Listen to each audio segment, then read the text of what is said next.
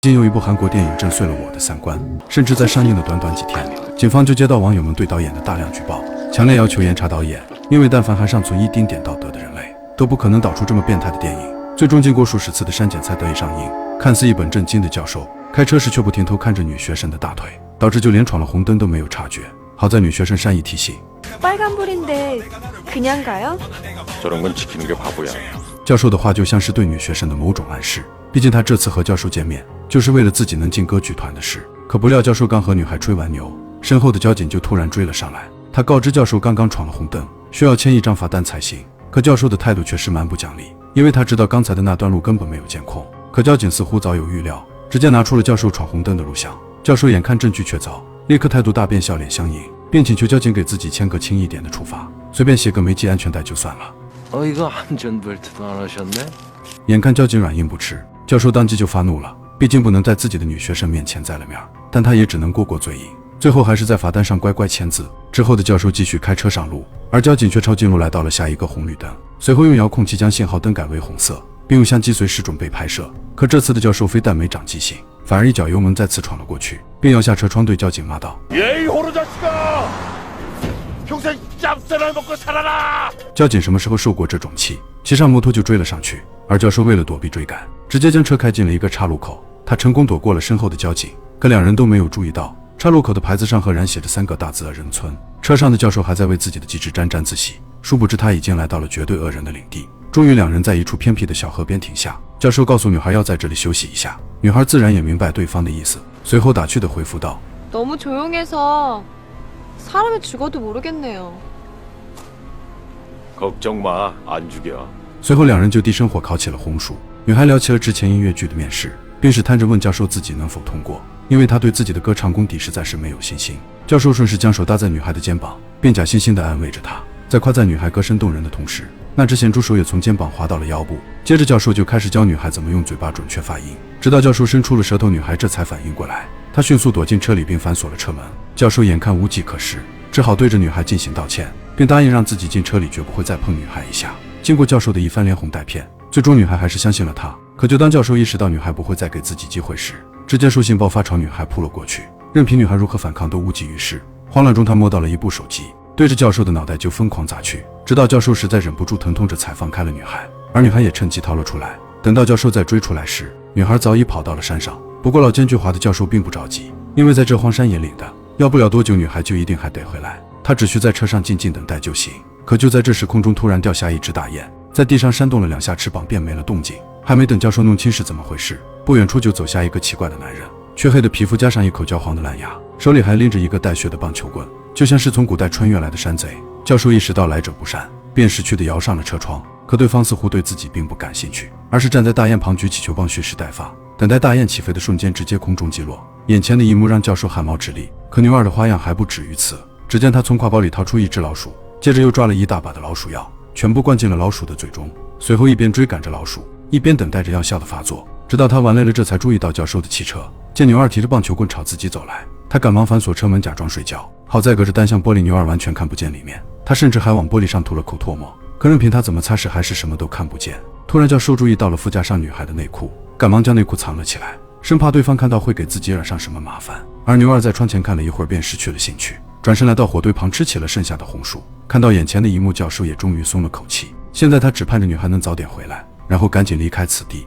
可等了很久都没能再见女孩的身影。由于担心牛二再打起车子的主意，教授还是决定发动车子先行离开。可突然不远处冒出2个骑摩托的小混混，牛二当即就迎了上去。显然3人都是相互认识的熟人。牛二看麻袋里装着东西，当即就拿着棒球棍怼了几下，看里面没有动静，这才忍不住笑了出来。这时刚来的2个小混混也注意到了汽车，教授只好再次装睡，平头趴在挡风玻璃上，终于是隐约看到了里面的人影。红毛也上前说道：听说城里的有钱人都喜欢在车里自杀，为了弄清里面的人是否还活着，平头拿起一块小石头，却怎么也砸不开车玻璃。此时教授被吓得大气都不敢喘，眼看砸不开车窗，红毛抱起来一块大石头，他费了半天竟爬到了车顶，刚准备破窗救人，不料车子却突然发动了起来，这把车外的3人都吓懵了，此时也不知该如何是好。红毛死死扒在车顶上不敢动弹，教授一脚刹车将其甩下，可车子也因松软的沙土陷在了此地。没办法，教授只能强壮镇定下车理论，一时间还真把几个混混给唬住了。可发抖的双手却让他原形毕露。平头见状一笑，示意牛儿在后面将教授一棒子敲晕。教授刚醒过来，他们就开始搜身，打算搜刮一些值钱的东西。红毛从兜里找到了一个铁盒子，两人立马争抢了起来。可他们都不识字，便开始猜测这里面装着的一定是面粉。平头哥用手指沾了一点品尝，而红毛则是学着电视里的样子用鼻子猛吸。이렇게 이 새끼야. 그거 용각산인데요. 听闻此言，平头哥立马就扔了出去，而牛儿看到这一幕却直接捡了回来。他先是将里面的哮喘药全部倒出，接着换上了自己兜里的老鼠药，这下终于有个能拿得出手的工具。殊不知他的这一举动将会害死人。两人没有得到有用的东西，随即又开始搜教授的身。教授怕兜里的三角裤被发现，便拿出名片想要转移话题，说自己是一名音乐教授，来这里只是为了呼吸点新鲜空气。两人听后只是嘲笑一番，而牛儿看到这一幕却激动了起来。他说这个大学教授他在电视上见过。三人还以为是遇到了电视里的名人，顿时全都兴奋了起来，对待教授的态度也变得礼貌有加。与此同时，女学生也逃到了一条小路上，正好有一辆电动车经过，女孩上前试探着请求帮忙。憨厚哥从没跟这么漂亮的女孩打过交道，一时间竟然腼腆了起来，迷迷糊糊的就答应对方要带她去车站。谁知没过一会儿又将她带回了山谷。原来他们都是附近村落的无业游民，一早就约好了来河边烤肉。而女孩见到两个混混和他们车上的麻袋后，顿时变得担心起来，因为刚刚她在逃走的路上就在树林里看到了惊悚的一幕。红毛和平头从摩托车上拖出一个麻袋，又从麻袋里倒出一个男孩，男孩似乎早就被吓破了胆，任凭两人如何捉弄他都不敢有丝毫反抗。看着眼前的男孩如此好欺负，两个混混更加的变本加厉，对着男孩不停地打，打累后又将他丢进了提前挖好的坑中，竟直接活埋了起来。此时的女孩早已被吓得躲在树后不敢出声，心中默默祈祷自己能够不被发现。两名混混在土坑旁聊了一会儿后，却发现被埋的男孩似乎没有了呼吸，他们生怕真的会闹出人命，立刻又慌里慌张地将男孩挖了出来，也不管男孩是死是活，绑在摩托车上就离开了现场。随后女孩又逃到了马路边，这才机缘巧合的又被带回了这里。在这里，女孩不仅再次见到了教授，还看到了刚刚活埋男孩的那两个混混，并且看他们恭维的样子，眼前的憨厚哥应该就是他们的老大。女孩一时间有些不知所措，回想到刚才埋人的场景，心中也不免担心起自己的安危。可憨厚哥并不知道女孩的担心，还邀请女孩和他们一起吃点烤肉，吃完之后再送她去车站。女孩虽然不太情愿，但又不敢拒绝。这时憨厚哥注意到了教授和他身旁的大笨，在了解完情况后便招呼几人帮忙推车。教授还以为是遇到了好心人，当憨厚哥脱下上衣露出身上的刀疤时，他这才意识到自己遇到了狠人。而被邀请到车里踩油门的女孩，趁着所有人都在专心推车时，急忙寻找自己遗漏在车里的内衣。如果这东西被他们发现，真不知会激起这群人何种可怕的兽性。可他们用力推了很久，车子却丝毫未动。憨厚哥只好给开拖车的朋友打去电话，让对方过来帮教授把车子拽出。当得知拖车过来的话还得1-2个小时，憨厚哥瞬间态度大变，暴怒起来。这一幕差点把教授吓尿，可对方挂断电话就立刻笑脸相迎，还十分热心的请他们一起吃了烤肉。女孩和教授对视过后，他们都心照不宣的假装不认识，以免再惹出其他祸端。女孩看着一旁的麻袋，吓得不敢说话。教授看着生吃猪肉的牛儿，也是迟迟不敢动筷。突然憨厚哥包了个1分熟的烤肉递给教授，迫于几人的淫威，他只好强忍着恶心吃了下去。随后憨厚哥又聊起了牛儿的故事，原来他在上学时被人打坏了脑子，如今只能靠杀猪来过日子。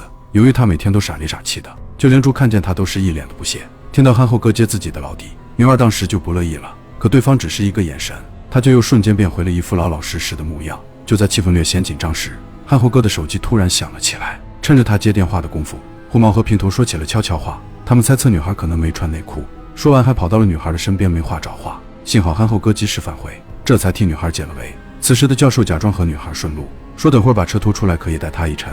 憨厚哥听了明显有些不高兴，但还是尊重女孩的选择。女孩明白尽管教授想对自己图谋不轨，但大概率也好过这些穷凶极恶的混混。于是女孩假装犹豫了一会儿，便说自己打算和教授一起走，就不用麻烦憨厚大哥了。可不料憨厚哥在听到这番话之后，却觉得女孩是看不上自己的摩托，脸色瞬间就冷了下来。可恰巧此时教授又说了句谢谢，这让他瞬间找到了发泄对象。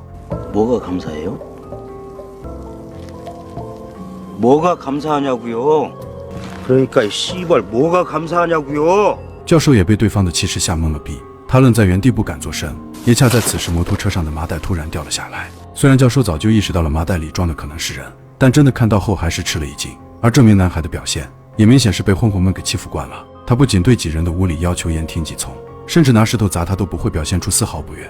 憨厚哥觉得还不够过瘾，又命令男孩当众将裤子脱掉。女孩也终于忍不住出言劝阻，可越是如此，憨厚哥就越是兴奋，他竟然让男孩把内裤也脱了。女孩觉得自己受到了羞辱，起身便打算逃走，可还没走几步就被2个小弟又拉了回来。女孩见教授还是一副置身事外的样子，便开始对他破口大骂，都是教授才将自己弄成了如此处境。听闻此言，憨厚哥也立刻明白了过来，原来女孩和教授早就认识。起初教授还在极力的否认，可当看到眼前的刀子时，还是立刻认怂了。此时的憨厚哥也不装了，他从胸口掏出了女孩的学生证，并说这是在教授的车里找到的。他自然也明白孤男寡女来这荒郊野岭的目的，为了惩罚这2个败坏之人，他先是安排2个小弟将女孩带进车里斗地主，而不喜欢女色的他则是想到了一个更好玩的，他让教授和男孩1对1的厮杀，谁赢了谁就能活着离开这里。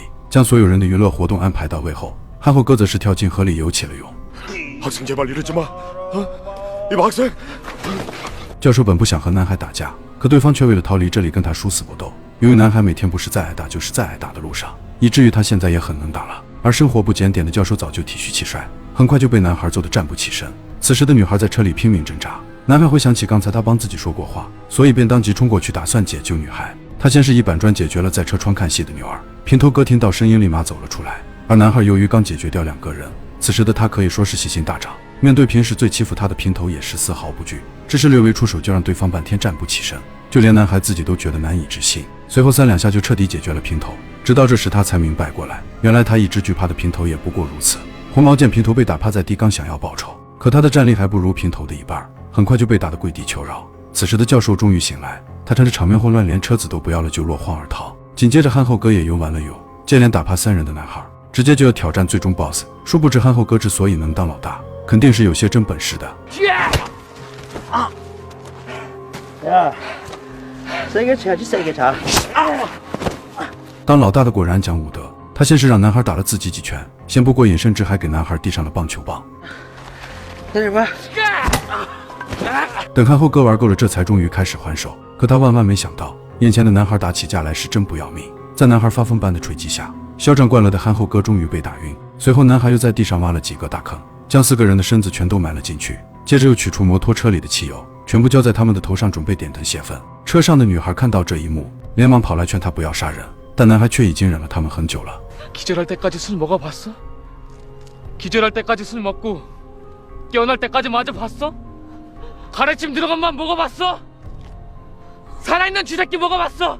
女孩被对方的遭遇彻底震惊，殊不知在2人说话的同时，土里的憨厚哥已经醒了过来，他抄起铁铲就抡在了男孩的腿上，男孩被突如其来的剧痛疼得倒地不起，憨厚哥则是趁机快速摇晃着身体，打算从沙土中挣脱出来。剩下的3名小弟也陆续醒了过来，在几人的共同努力下，最终还是从沙土里爬了出来。憨厚哥抓住了要逃跑的女孩，女二则是发了疯子找男孩报仇，眼看男孩就要被活活打死，红毛立马上前阻拦，可本就脑子不好的牛二早已杀红了眼，一棍子就闷在了男孩的后脑，眼看闹出了人命，他们将2人都塞进了后备箱，准备把车挖出来一起扔进水库毁尸灭迹。此时教授也终于逃到了马路上，谁知拦下的却是上午刚得罪过的交警。好在交警并没有跟他过多计较，而是随着教授的指认回到了那个山谷。可来到此地却发现车和人早就不见踪影，交警以为对方还在耍自己，对着教授的肚子就是一脚。可就在他准备骑车离开时，不远处竟传来了一声枪响，准备毁尸灭迹的汽车突然侧翻，警察也被枪声吸引。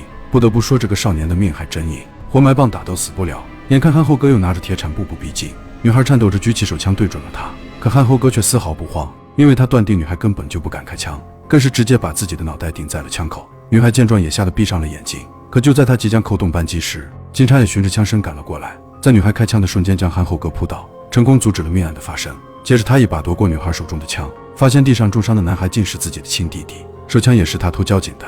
他早就告诉过家人自己被几个恶人欺负，可身为警察的哥哥却对此不闻不问。而憨厚哥之所以敢欺负警察的弟弟，完全是为了报复当年的事。原来眼前的正义警察才是一切罪恶的根源。在上学期间，他是个比憨厚哥还要可恶的恶人，不仅把牛二活活打成了傻子，还在憨厚哥的身上留下了无数道伤疤。如今憨厚哥也只是将这份痛苦原封不动地还给了他弟弟而已。交警劝憨厚哥就此结束这一切，2人以后互不相欠。可憨厚哥却并不想就此罢休。 받은 거 돌려주려면 아직 멀었어요. 제가 옛날에 이순경님을 사랑했던 것만큼 현재도 절 사랑하게 만들 거예요. 저 정말 이순경님을 사랑했었거든요.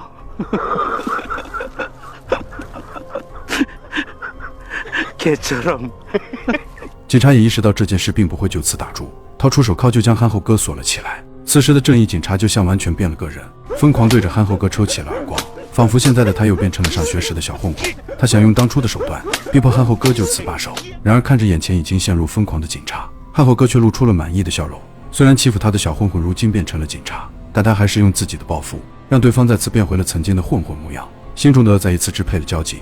身后的几个小弟看着曾经威风的大哥，没有一个敢上前帮忙，直到他被打得彻底晕厥，这才停下了手。随后他又将目标放在了3名小弟身上，还从牛二身上搜出了一个漂亮的药盒。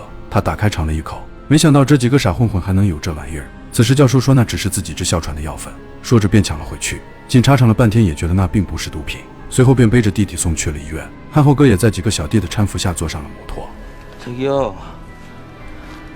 같이 안 갈래요? 터미널까지 태워다 주라니까. 都被揍成这样了，还在想着没事，不知道他是不是也被打傻了。不久后，憨厚哥叫的那辆拖车终于到了，女孩在拖车司机的帮助下得救。路上，他们看到少年一个人趴在警车上，而他的哥哥则死在了水沟里。